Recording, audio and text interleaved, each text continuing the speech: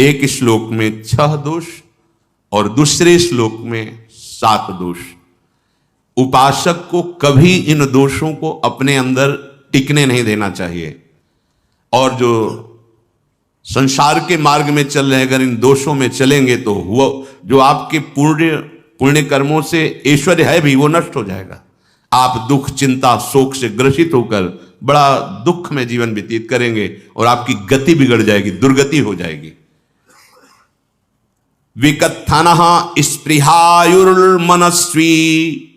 बिभ्रत कोपम चपलो अरक्षणश्च एतान् पापाः षण्णराः पाप धर्मान् प्रकुर्वते नोत्र सन्तः सुदुर्गे संभोग संविद विषमोति मानी दत्तानुतापी कृपणो बलीयान वर्ग प्रशंसी वनिता सुदेष्टा एते परे सप्त नशं सवर्गाः। जो अपने मुख से अपनी बड़ाई प्रशंसा करता है,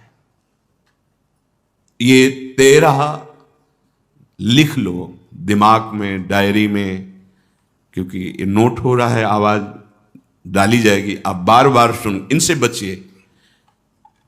अपनी बड़ाई, अपनी प्रशंसा कभी अपने मुख से नहीं करना, नहीं तो आपके पुण्य नष्ट हो जाएंगे, बुद्धि भ्रष्ट माने गिर जाएगी। अगर परमार्थ में चल रहे हैं तो भी, और व्यवहार में तो पुण्य नष्ट हो ही जाएंगे। बुद्धि गिरी हुई तभी ऐसी बात होती है। और यह दोष बहुतायत है, ये बहुत प्रभावशाली है, अपनी बड़ाई मारना। इसको देख लो, पकड़ो, सत्संग है। अपने मुख से कभी अपनी बड़ाई ना करना। अगर कोई अपने मुख से अपनी बड़ाई करता है तो उसके सुकृत नष्ट हो जाते हैं, बुद्धि भ्रष्ट माने गिर जाती, पतित हो जाती है, फिर निर्णय ठीक नहीं। अगर हमारा सारथी, हमारा ड्राइवर मूढ़ हो तो कहीं भी हमको गिरा देगा, तो वो बुद्धि भ्रष्ट मतलब गिर जाती है, निर्णय करने लायक नहीं रहती। अपनी प्रशंसा अपने मुख से करना। दूसरा, लोलुपता, ये वृत्ति नहीं होनी चाहिए।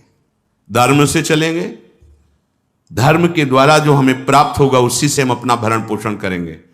आपके बच्चे स्वस्थ होंगे, बुद्धिमान होंगे, परिवार में बहुत सुख और शांति होगी, भले दीपक की तरह जलो, बहुत काल तक रहेगी। लक्ष्मी जी भी आपके घर में बहुत काल, हम ये नहीं कहते कि बहुत नहीं, जितनी है बहुत सुख शांति से चलोगे।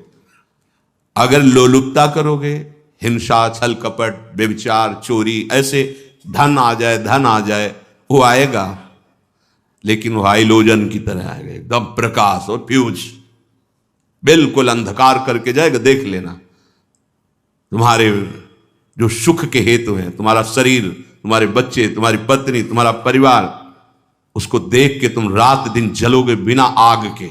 ऐसे उनके आचरण होंगे, ऐसे उनके अंग होंगे, ऐसे उनके दिमाग होंगे, ऐसा उनका व्यवहार होगा। ये लोलुपता अगर उपासक में या किसी में है तो उसको नष्ट कर देती है। सावधान।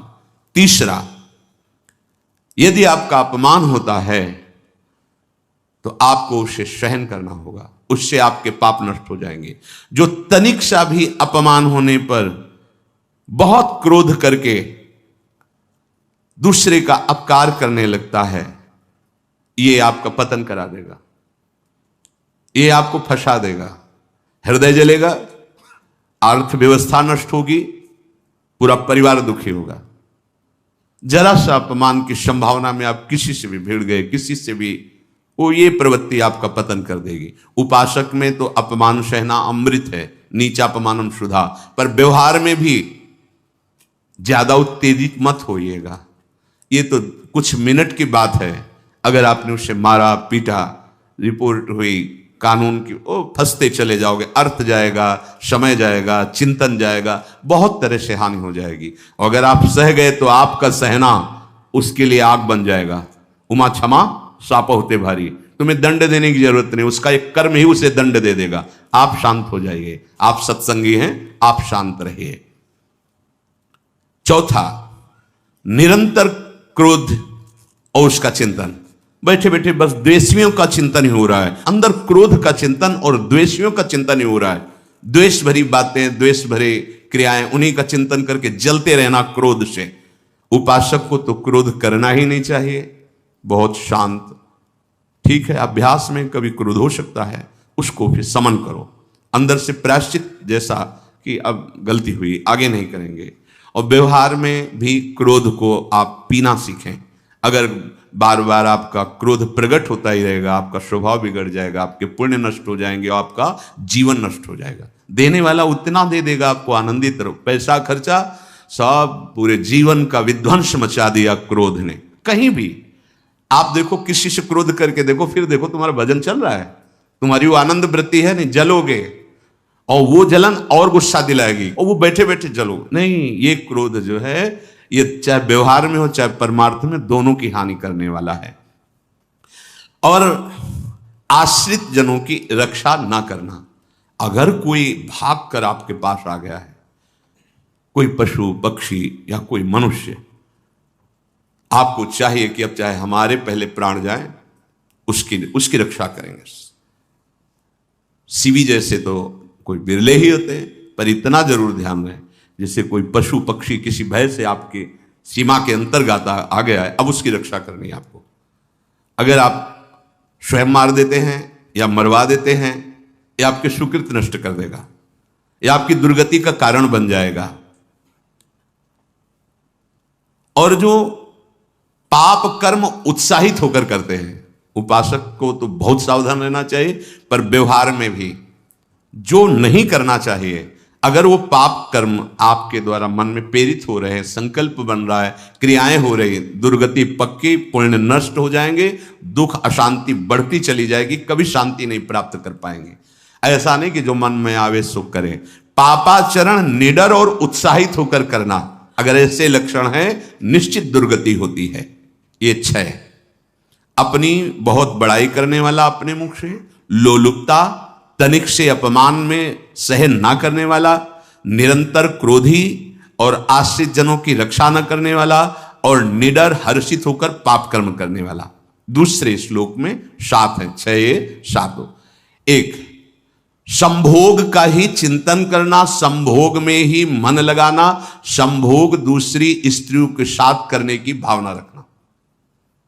संभोग पहला है, संभोग, रात दिन बैठे बैठे बस यही चिंतन करना, गंदी बातों का, गंदी बातें देखना, गंदी बातें सुनना, गंदी बातों का चिंतन करना। फिर अन्य माताओं बहनों के प्रति काम दृष्टि से देखना, कोई आ जा रही है तो दृष्टि से, काम भाव से देखना, भोग बुद्धि से देखना, निश्चित पुण्यनाश, दुर्गति।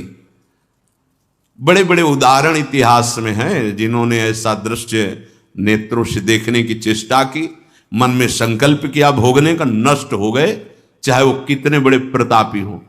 ये दुर्योधन कोई साधारण थोड़ी है, भगवान व्यासदेव जी के द्वारा ही तो, भगवान व्यासदेव जी ही इसकी उत्पत्ति का कारण है। आप देखो, इतने महान पुलस्त जी ही उत्पत्ति का कारण है रावण की।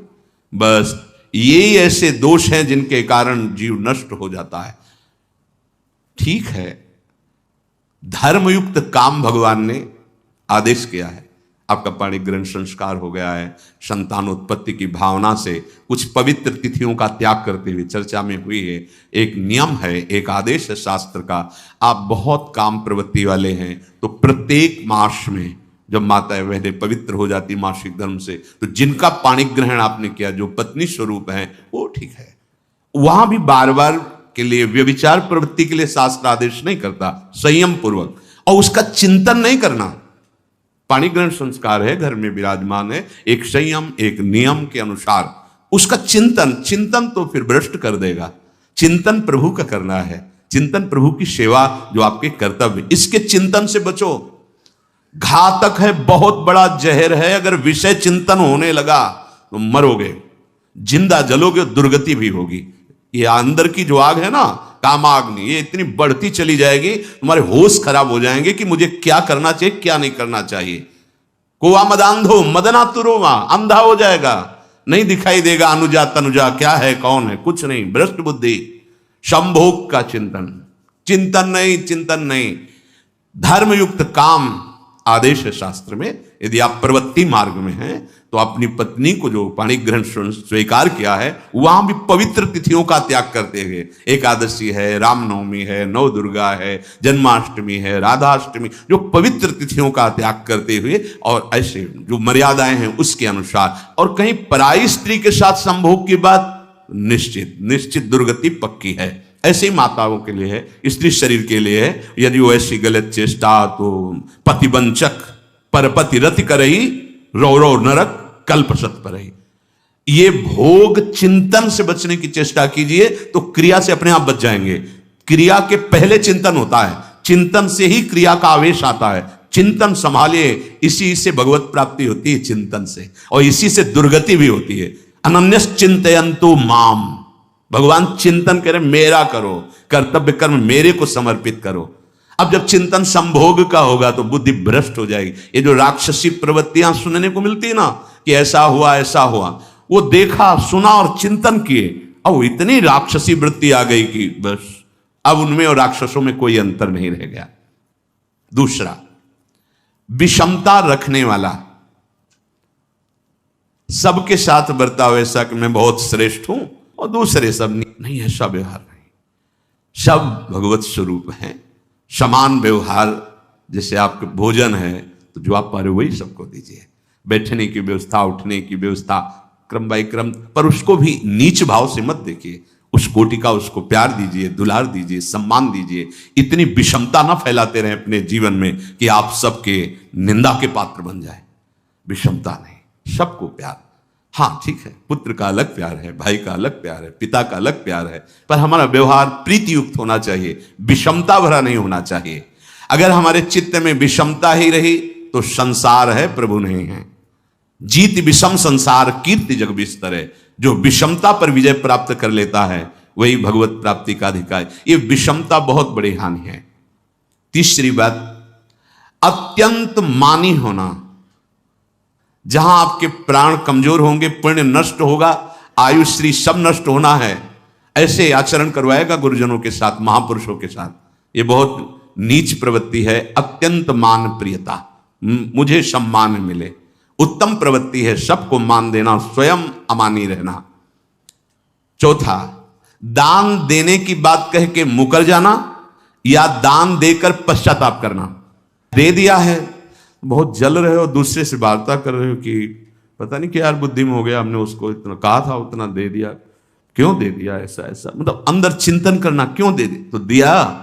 इसके बाद जो आपका जलन हो रही, पश्चाताप, सुकृत नष्ट हो रहे हैं। दान देकर पश्चाताप करना या दान देने की बात कह के मुकर जाना। जैसे आपने कह दिया आपको इतना इतना ऐसा, अब आप मुकर गए, ब्याज सहित तुम्हें देना होगा, ये तुम्हारी दुर्गति का कारण बन जाएगा। ऐसे ही नहीं बोलना चाहिए, बहुत होश से। वाणी एक अमोल है, जो कोई बोले जान, ये तराजू तौल के तब मुख बाहर आन। पांचवा, अत्यंत कृपण होना। ना परिवार को सुखी कर पा रहा, ना अपने को सुखी कर पा रहा है। एक एक सिक्का बैंक में जो मर गया। धन की वास्तविक गति यही है कि अपने परिवार को खूब उसकी अनुकूलता प्रदान करो, उसमें से कुछ हिस्सा किसी ऐसे को जिससे तुम्हें बदले में कुछ लेने की भावना ना हो। कोई साधु महात्मा, गाय, पशु, पक्षी, किसी भी जीव बीमार है शरीरधारी, उसके जिससे कुछ कभी लेने की भावना ना हो, एहसान की भावना ना हो। सो धन धन्य प्रथम गति जाकी, धन्य हो गया उसका धन। अब वो कृपण का धन किसी काम में ना स्वसुख, ना परिवार के सुख, ना धर्म कार्यों में, व्यर्थ जीवन चला गया। उसी धन का चिंतन करना, उसी का संग्रह करना और उसी की रक्षा करते करते शरीर छोड़ देना, तो चिंतन बिगड़ गया।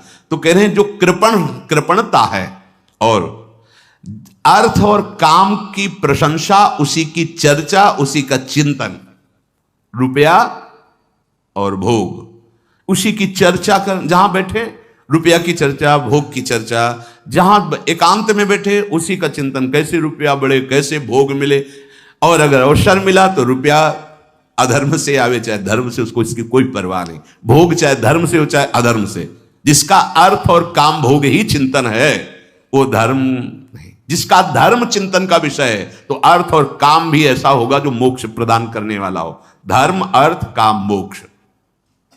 और जो बालक, स्त्री, पागल, असहाय, जो इनकी रक्षा न करके इनकी हानि करता है, दुर्गति निश्चित है।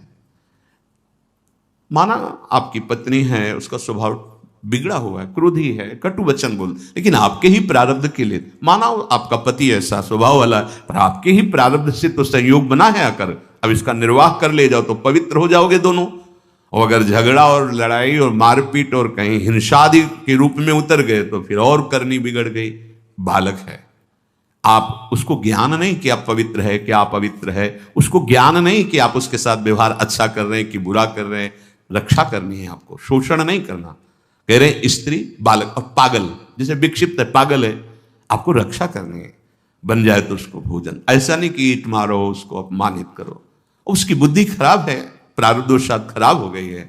तो शास्त्र आज्ञा करता है स्त्री, बालक, जैसे पागल, विक्षिप्त आदि हैं, असहाय है, असमर्थ है, बूढ़ा है, वो आप सेवा भी करो तो वो गाली दे सकते हैं, उनकी बुद्धि बिगड़ गई, आपको उनको दंड नहीं देना, मारना नहीं है आपको। मान लो आपके बड़े बूढ़े बुजुर्ग जन हैं, आप सेवा भी कर रहे हो तो आपको कटु वचन बोल सकते हैं, आपकी निंदा कर सकते हैं, लेकिन आपको उनके साथ व्यवहार सद करना है। अगर आपने इन दोषों को स्वीकार किया तो निश्चित आपकी दुर्गति होगी, ना इस लोक में आपको शांति मिलेगी, ना परलोक में। इसलिए इन दोषों को बार बार सुन करके और हृदय में जांचो कि कहीं है तो नहीं, अगर है तो सत्संग, भजन बल, भगवत प्रार्थना के बल से इन दोषों का त्याग कर दो, जीवन मंगलमय हो जाएगा। शिष्य चर्चा आगे। श्री राधा वल्लभ लाल।